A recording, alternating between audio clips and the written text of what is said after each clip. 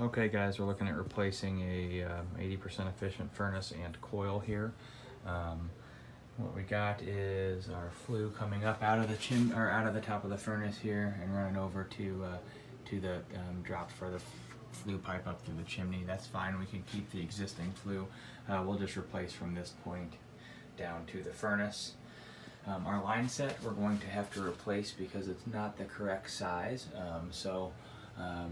We will put a new line set in. It goes up to the joist and then it follows that joist right there all the way outside. We have drop ceiling on this side, but where the line set currently is, we have hard ceiling, as you can see. So we'll have to relocate that line set over here to the drop side of the house and go from there, put new line set in.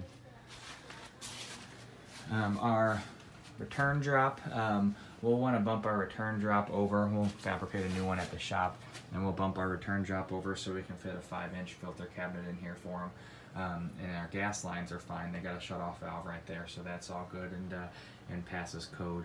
But like I said, we'll move the return drop over just a little ways. We've got some room there so we can fit a 5-inch filter cabinet in. We'll have to fabricate a new supply drop coming out of the supply ductwork here down on top of the new furnace. And our electrical is okay. We'll be able to reuse existing electrical.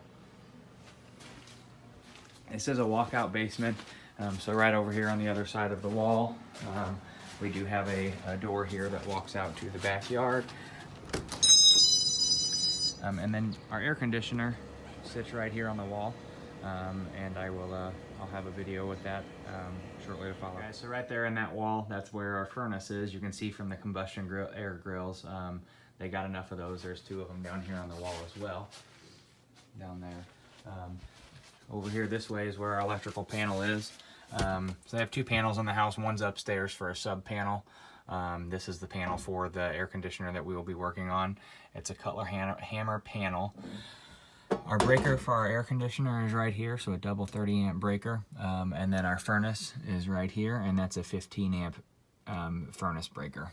So we may just end up having to put in a new fuse disconnect outside depending on the size of equipment we got to put in. Right here is the model and serial number for the existing furnace, and the coil is cased, so I don't have a model and serial number for that.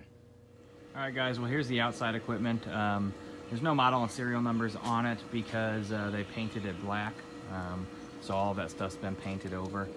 We do have a 60 amp disconnect here. It's a fuse disconnect. So we'll have to change that out depending on the size of the new equipment. Line sets come out of the wall right up here. Like I said, we're going to put new line set in, so we'll have to fill that hole there. And we'll probably be coming out somewhere over here with the new line set, about 2 foot over. Is what we're going to have to do, unless they want us to cut a hole in the drywall ceiling to pop out with the new line set. I have not discussed yet whether or not we're going to reuse the existing bracing for this system, or if we're going to build a little area for it to sit down here on the ground with a pad and some pavers. Access, like I said, you have some access. With it being a walkout, it's over here on the other side of the house. So you have to just kind of be cognizant of the pool. But you'll be able to come right down the sidewalk here over, and if you can see that little stoop right up